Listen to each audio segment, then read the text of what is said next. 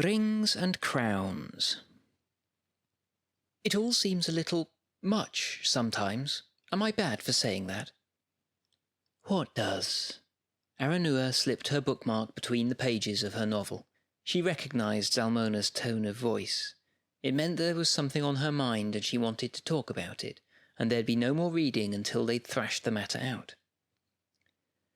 Helping, being the elder sibling. Zalmona gestured vaguely at the enormity of it all. Being the partner of greatness, being the kinship peer, supporting everyone else, all of it. Aranua was a little taken aback. Outwardly, Zalmona was always proudly talking about Highgard's role as the birthplace of the way, about the importance of inspiration, about destiny and virtue. To hear her speaking like this was troubling.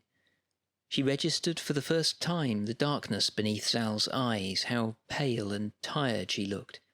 Inwardly, she cursed herself for not spotting the signs earlier.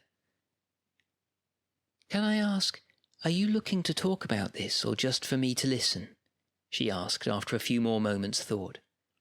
Zalmona half laughed a little awkwardly and shook her head. "Oh, it's all right, Aaron," she said. "No need to look so serious. Sometimes the enormity of it gets to me a little bit. Sometimes my heart swells so full of pride it might burst. Sometimes I'm lifted up by that feeling of loyalty to all the people of the Empire and the world already born and yet to come, and it starts to overwhelm me. There's so much wrong in the world, and sometimes it feels like it's just me, that I have to fix it all. I'm sorry, I'm babbling." "You're not babbling, Zal." Putting her book aside, Aranua joined her on the seat by the window. "I know exactly what you mean." "You do?" Zalmona noticeably relaxed, letting go of the worry rising up inside her with a low sigh. "I was worried it was just me. It's such a responsibility. I'm glad we're helping the Freeborn. I'm so happy we're talking with the orcs in the Barrens and in Varushka. I'm excited by the thought of helping build a beacon of the way in Bastion. It's fascinating reading the statements of the other national assemblies, but sometimes it's a little too much." As Zalmona spoke, Aranua passed over the plate of spiced biscuits and ate one herself, nodding along in agreement. "Nobody expects us to do everything at once," she interjected when Zalmona paused for breath. "Nobody who matters, anyway. Empress Marika wrote that when you're at war with the whole world, you've got to pick your battles, remember?" Zalmona smiled at that, genuinely, and some of the tiredness shifted from her shoulders. She wasn't wrong. As I was saying to Master Avian the other day, so much to do and so little time. Aranua laughed, then caught herself.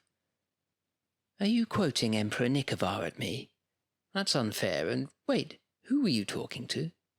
"Maester Avian. They're one of the Grendel merchants we've been negotiating with. They're after herbs and paying good money for them. It's easy to forget sometimes that we're probably going to be at war with their people again by the end of the year. They're so easy to talk to, and they seem genuinely concerned about virtue and the problems Highgard is facing, and—" She trailed off, her eyes widening, a grim realization blossoming. Aranua bit her lip, leant forward to take Zalmona's hands in hers. "I'm sure it's fine," she said calmly, reassuringly. "I'm sure they were just trying to make friends so they'd get a better rate. I'm sure it's nothing to worry about, Zal. I'm sure of it." But Aranua was not sure. Not at all, and the two women stared at each other in worried silence. Overview. The people of Highgard, especially their priests, look outward toward the rest of the Empire, ready to offer aid to their younger siblings. Their peerless kinship is directed towards the Brass Coast, offering their insight in Karaman and their strength to their freeborn cousins in retaking Feroz the same way they helped the Urizen reclaim Zenith. The granite pillar raced across half the Empire to accompany the marches in securing the borders of Bregasland. Their unconquered magisters and wayfarers have offered their peerless kinship to the people of Varushka as they seek out the orcs that share their forests and work to secure their eastern borders. In the process, they found their own answer to the question of the virtue of the Thule, an answer that potentially has far-reaching implications. Of course, not everyone welcomes the highborn, nor sees the value of their aid and support.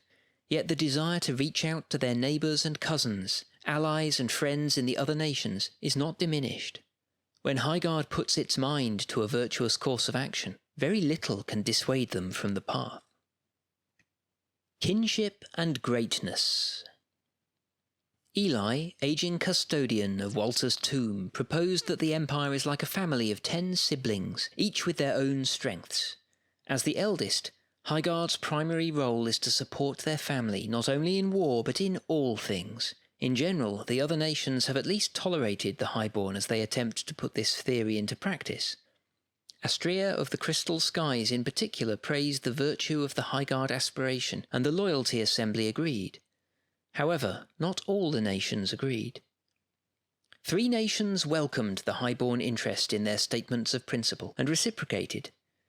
Ophelia Sanguineo Ritzia di Tassato of the League, Anastasia Volkov of Varushka, and Tarquinius Ancarian of Urizen were each sent out to urge their peers to witness the judgments of the highborn assembly by their national assemblies. The priests of these 3 nations can now respond to a mandate offered to the highborn assembly. They can submit an alternative mandate before the summit begins, just like a regular alternative mandate, but this mandate will be in their own assembly and will affect the priests of their own nation. Just as with the highborn, they may choose to react in support of the issue or in opposition to the issue, as with any alternative mandate, but it will be their own nation that is most directly affected by the outcome, not Highguard. This ability remains available until the start of the spring equinox 386 YE. However, the League Assembly also chose to reject any highborn attempts to aid or assist them. Sophonisba Amilcara de Savos was chosen by the League National Assembly to urge the people of the League to take pride in our history and refuse all aid from the highborn. As a consequence, Highguard cannot choose the League as their partner of greatness. This leaves 5 nations who can be aided: Dawn, Imperial Orcs, the Marches, Wintermark, and Varushka. Urizen, Navarre, and the Brass Coast have already received their aid, and the League refused to accept it. As explained last season, a statement of principle in the Highborn Assembly can name a nation to offer aid to, and the priests of that nation can use statements of their own to direct that aid where they think it will be most helpful to them. Out-of-character note on alternative mandates. Highguard has a limited ability to raise an alternative mandate as a response to a mandate in the assembly of another nation. The League, Urizen, and Varushka can raise a mandate in their own assembly in response to a mandate in the Highborn Assembly. In all cases, the effects of these alternative mandates will be felt by the people of the nation that enacted the mandate. A priest can urge people to pay attention to a problem or situation affecting another nation, but the response will always be in their own nation. This may lead to priests cooperating with each other, or it may lead to them acting at odds. Or it may even mean that the nation responds to a similar problem in their own nation. In most cases, it will not make the effects of the original mandate more powerful. It will simply produce a related response in another nation. As with any alternative mandate, the outcome will be made as clear as possible when the mandate is submitted. Eyes of the Basilisk. The 7th Wave have not been in Highguard since 382 YE.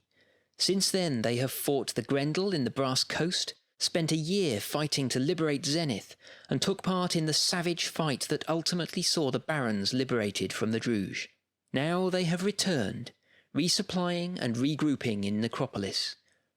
While another army might relish the chance to be on furlough, the 7th Wave, under Barakel of Adina's charge, refused to rest, vigilantly guarding the gates and doing whatever they can to try and secure the Highguard coast against the Orcs of the Broken Shore. Since the peace treaty signed by the Imperial Senate 2 years ago, the Grendel have been sending merchants and traders to every port and town along the Bay of Katazar. Indeed, recent months have seen discussion in the Highborn Assembly about the virtue, or lack thereof, of trading with Grendel desperate to secure a last few deals before the treaty comes to an end, and war inevitably resumes. Their navies have been sighted visiting every imperial territory still remaining along the shores of the bay, Madruga, Savos, Necropolis, and Redoubt, demonstrating their dominion of the seas. It may come as no surprise, then, to discover that the highborn soldiers quickly uncover signs that the Grendel are engaging in extensive espionage in Necropolis. They have a long-established espionage ring in the territory, something akin to a spy network but much more difficult to root out. Any Grendel merchant that has visited the territory in the last 2 years might well have been a spy, or had a spy among their entourage. Any off-duty sailor visiting Sanctuary or Crown's Key could have been reporting back to a spymaster. Any highborn citizen who spent time in casual conversation with an inquisitive mariner or merchant might have inadvertently revealed useful intelligence to a Grendel spy. Yet the Grendel do not do all their espionage work themselves. Far from it. Instead, they are adept at finding citizens of the territory, human as often as not, prepared to occasionally send a little letter about what is going on in Necropolis to a friendly handler in return for money. Lots of money. If the Grendel had just built a spy network and had their soldiers sneaking around peering at things, it might be relatively easy to dismantle it. As it is, actually rooting out this poison in the fields of Highguard represents a significantly greater challenge. Suck the poison. The main problem is that while there may be a few highborn who are cynically selling out their own people in return for money, many more are either innocent dupes or are deluding themselves into the belief they are doing the right thing. One way to remove the insidious poison of the Grendel spymasters directly would be for the highborn assembly to persuade their people they must consider the behaviour of their friends and enemies, and that they can sever their ties with the Grendel without being punished. This would take the form of a mandate. Vigilance teaches us to seek out falsehood and reveal the truth. We send named priest with 50 doses of Liao to urge the unconquered and the priests of our nation to help the seventh wave root out the poison in our fields. Synod Mandate, Highguard National Assembly. If this mandate is enacted, then for the next year the seventh wave will be able to root out a Grendel espionage ring from a highborn territory by issuing the Guard the Gates order while in that territory. They can only do this if they previously confirmed the presence of the ring or found evidence of its activities in some way. It is not enough to suspect one is present or be told there is espionage taking place. They will need to phrase their orders in such a way as to make it clear they are dealing with the spies and dismantling the Grendel's espionage ring. Only the seventh wave can take advantage of this mandate. It requires an army with the scouting quality, and it can only be done in a highborn territory. If soldiers from another nation tried to do it, they will inevitably cause extensive disruption. Winding up an espionage ring will create at least one opportunity to gain a piece of potentially useful or interesting information about the Grendel forces and strategies in the Bay of Katazar as part of their spying report, or as part of a skirmish opportunity. Using the seventh wave, however, is by no means the only way the espionage ring in Necropolis might be dealt with. For that matter, the confirmation of spies in Necropolis raises a whole host of other questions. Be alert to dangers. It seems very unlikely, almost inconceivable, that the Grendel have only established spies in Necropolis. They almost certainly have espionage networks in Madruga, Sarvos and Redoubt as well, and possibly even Tassato. It's never been entirely clear how many of the Salt Lords consider Tassato to be on the Bay of Katazar, even though the city itself is some distance inland. There may also be spies in Spiral that Salt Lord Kaliact is unaware of who may need to be dealt with. Any Imperial army able to take the Guard the Gates order can try and find an espionage ring, but as mentioned above, it is no simple matter to actually root the Grendel out. Their spies are well embedded in the territory, and there's no guarantee that each nation's people have responded the same way to approaches from inquisitive Orc merchants. Regardless, the first stage to removing the spies is to determine if they are there and where they are. While the Highborn National Assembly can use a mandate to support the seventh wave, that's only one possible solution to the problem. The Assembly of the Nine could instruct the Silent Bell to look for an espionage ring in a territory, or try and dismantle one that has already been discovered. The Shuttered Lantern could also be engaged to root out or destroy an espionage ring. The Imperial Senate could instruct the Prognosticator's Office to appraise methods of finding and shutting the Grendel spies down. It's not possible to predict what opportunity would arise, and there are any number of other ways that an espionage ring might be found or disrupted. What is certain, however, is that none of these methods are likely to be cheaper or easier than that presented to the highborn. Of course, the Empire might decide that it doesn't matter that the Grendel know what their armies are doing, or that the Orcs may be engaged in a complex double bluff, hinting that there are spies where there are not, to spread uncertainty, in which case they can ignore the potential spies. Either way, the Empire needs to be cautious about how they proceed. Simply telling everyone there are Grendel spies and traitors among them is a recipe for people taking the law into their own hands, especially in the League, with the inspiration of Ratibor fresh in people's minds. Creating this kind of disruption at exactly the wrong moment is likely playing straight into the Grendel's hands.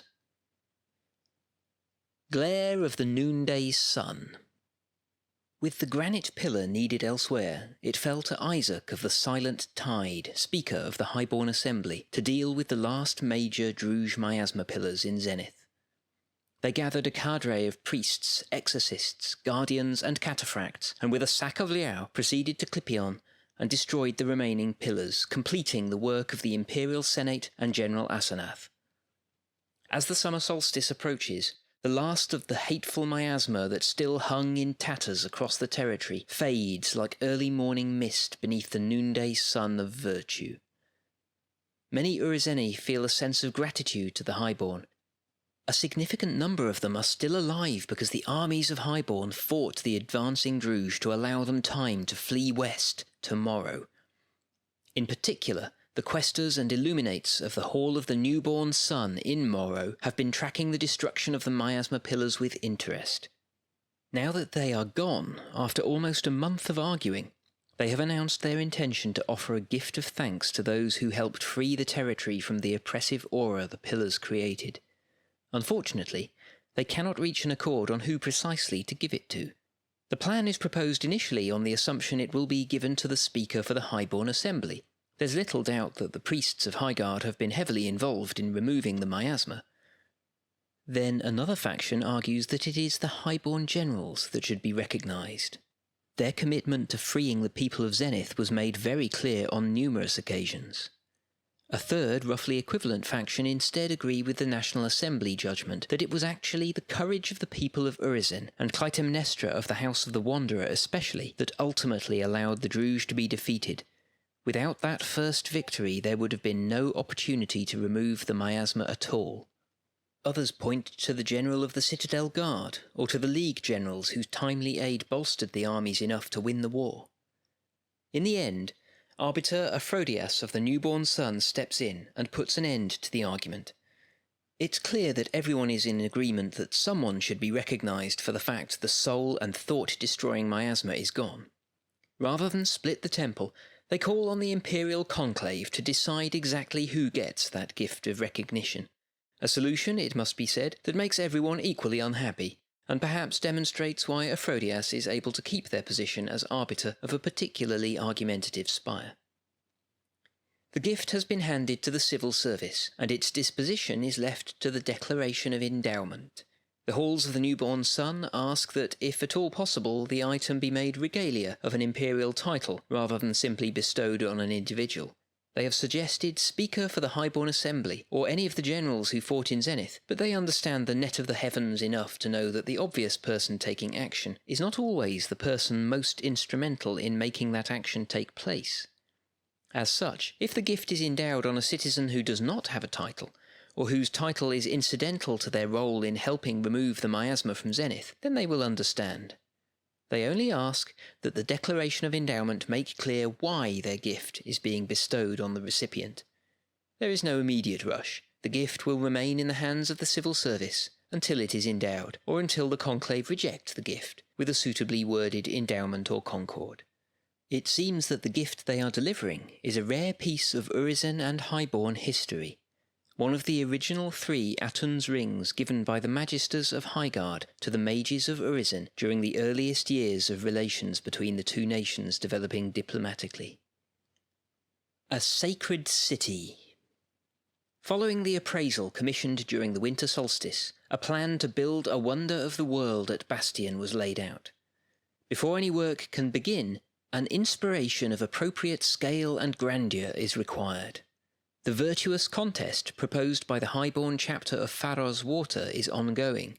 The Assembly of the Nine has not yet issued a statement of principle indicating the design they think should serve as the basis for the grand project to rebuild Bastion as a beacon for the imperial philosophy of the Way. Not everyone, however, has welcomed the appraisal and discussion about this sacred city. The League National Assembly supported a statement of principle raised by Fabio Costas de Savos, denouncing the entire scheme as unvirtuous and urging citizens of the League not to assist in the aggrandizement of the White City. This plan to aggrandize Bastion and the priests of Highguard is folly, and we will not let our prosperity and pride suffer for its execution. We send named priest with 25 liao to urge all citizens of the League to focus their attention on their own cities, not those of the highborn. Synod Mandate, League National Assembly. If this mandate were enacted, it would prevent any aid from the League towards the Holy City in Bastion. Furthermore, no statements of principle calling on the League to support building efforts outside of their own cities would result in an opportunity for at least the next year. Virtue and Reward. On the subject of the sacred city, during the spring equinox, Pontius Figures of the Words, Numbers, Figures and Notes organisation in Dawn raised a judgment of rewarding, calling for a sizable resource investment and a collective effort to provide the white granite needed. They proposed that the Virtue Fund be used to provide some of the money needed to buy resources, even though the project has not yet been commissioned. Indeed, they finished by suggesting that wisdom dictates we start preparing now, and there are several priests who agree with them. There's still plenty of opportunity for individual national assemblies to urge their nations to support the project if they wish, but it might not be impossible to arrange something with regard to the Virtue Fund that goes beyond a simple rewarding. Before such a thing could happen, though, a well-worded statement of principle in the General Assembly that achieved a greater majority would be required. The rewarding does, however, focus the attention of the civil service to the Virtue Fund. Naomi of Virtue's Rest, the prognosticator who arranged the appraisal that led to the proposal of the sacred city, has been following discussions around the scheme with particular interest. While reviewing Imperial Synod records, however, she noticed something that struck her as odd and raised it with her superiors. Specifically, the fact that the Imperial Senate has given several imperial titles the ability to automatically take money from the Virtue Fund through judgments of rewarding that cannot be opposed. Is this constitutional? She innocently asks. After weeks of argument, the Constitutional Court has been forced to admit that it is simply not constitutional on any level, just as the Senate cannot create a title with votes in the Imperial Synod that is appointed by any house other than the Imperial Synod, so it was wrong for them to allow the Senate to give any imperial title the ability to simply take funds from the Virtue Fund without the approval of the Imperial Synod. Those funds are the property of the Imperial Synod. The Senate cannot access them in this way. If the Senate wishes to reward a title with funds, they must do it from the imperial treasury via a stipend, not take it from the resources of another house. The court acknowledged their error and apologised for not identifying this at the time and preventing it then. The titles affected are the Seer of the Gateway, 5 thrones, the Imperial Chaplain Consular, 5 thrones, and the High Exorcist, 7 thrones. Regardless of the amounts involved, it is simply not legal for the Imperial Senate to give an imperial title the ability to take someone else's property in this way without any possibility for them to gainsay the decision. This situation cannot continue, and these powers to withdraw funds must be stripped from the titles. But they are keen that the titles involved not be punished for the court's failure. As such, the civil service will be raising 3 administrative motions to amend each of the titles, allowing the Senate to vote on whether to provide them with a stipend following the normal rules for providing funding. If the Senate votes against the motion, the title receives nothing. If they vote in favour, they will have the usual ability to vote on how large the stipend should be. To give the citizens involved the opportunity to speak to their senators and rally support from their assemblies, the Constitutional Court has requested that the administrative motions take place at the start of the Saturday evening session of the Senate. The office of the Speaker, the civil servants who support the Senate, has suggested that the 3 affected title holders could come to speak with them at the Hub on Friday evening to sort out how best to proceed and offer advice or guidance as needed. It is also possible that the Imperial Synod may choose to step in and call for the people of the Empire to help support these titles. Suitably worded statements of principle that achieve a greater majority may lead to an opportunity to support one or more of the titles. This will be most likely if the statement is raised in the General Assembly, but the Assembly of 9 might also be able to secure some support for the Seer of the Gateway and the High Exorcist, while the Assembly of the Way might be able to secure support for the Imperial Chaplain Consular. It's unlikely that a statement in a National or Virtue Assembly would create a response unless the wording of the statement was clear about how the duties of the title supported the goals of the people of that nation or of that virtue. It's also worth noting that there is nothing to stop anyone calling for support for one or more of these titles, even though the Senate has agreed to provide them a stipend. Regardless of what happens, the 3 titles will not be able to use the withdraw funds power going forward, and the Constitutional Court are clear they will allow no future titles to be granted the ability to take funds from the Synod. By extension, they would also not approve a title that could take mana from the Conclave Font. Out-of-character design. Following the last event, we noticed that there was a significant error on our part in allowing the Imperial Senate to give to titles the power to take money from the Virtue Fund. Rather than fund these titles with the money they control, the Imperial Treasury, the Senate was funding the titles with money they categorically do not control, the Virtue Fund. It's a crucial part of our game that we put key limits in place on what the Imperial Senate can and cannot do. Otherwise, as the most powerful body in the game, there is a risk that all power ends up in the hands of senators. The idea that the Senate can give out the funds allocated to other houses is very bad for the game. So in character, it's completely unconstitutional and illegal for them to do that. While we appreciate that the title holders will be disappointed to lose their access to the Virtue Fund, it is important to be clear that that power should never have been allowed in the first place. It is fine that they have enjoyed the benefits for some time. The actual title holders have done nothing wrong. This is our error, not theirs. However, we can't keep letting these titles remove significant amounts of money from the Virtue Fund without the approval of the Synod. The point of the Virtue Fund is for priests to argue over the disposition of funds. Having someone able to remove the money without that element goes completely contrary to the game design. We've presented the update here as part of a Wind of Fortune, but we want to be clear that this is a game update that we've made for out-of-character reasons around game design and ongoing management of the game. We've included it as part of this Wind of Fortune because we want to provide in-character encouragement for the title holders to petition the Senate for the support the Senate indicated they should be getting, and to create an opportunity for them to encourage the Imperial Synod to push for these titles to get additional support. Obviously, any Imperial priest can submit a judgment of rewarding, asking the Imperial Synod to authorise a disbursement from the Virtue Fund for one or all of these titles. There is absolutely no problem with these titles being granted money from the Virtue Fund by the Imperial Synod, but that has to be a decision the Synod takes each time. It cannot be something that Senate determines happens automatically. Captain Saul stared at the report with a sinking feeling. "There's no possibility this is a mistake?" he queried. "I'm afraid not, sir," Ruth replied, shaking her head. "All the evidence points to this. It's well hidden. We'd never have found the evidence if we hadn't spent the season scouting the area. And it's well established. I dread to think how long it's been there, but it's at least 2 years. We don't know exactly how they've done it, but they've definitely got some kind of well-organised espionage ring based here in Necropolis." "How is that different to a spy network?" Saul queried. The report laid everything out in excruciating detail, but he wanted to check his understanding before he reported to General Barakel. "It's not one single location. We can't just find their headquarters and roll it up. This is a network of agents distributed across the territory. It will be much harder to root out the poison, assuming we even can. With a network you can track the movements of scouts and other soldiers to work out where it's based from.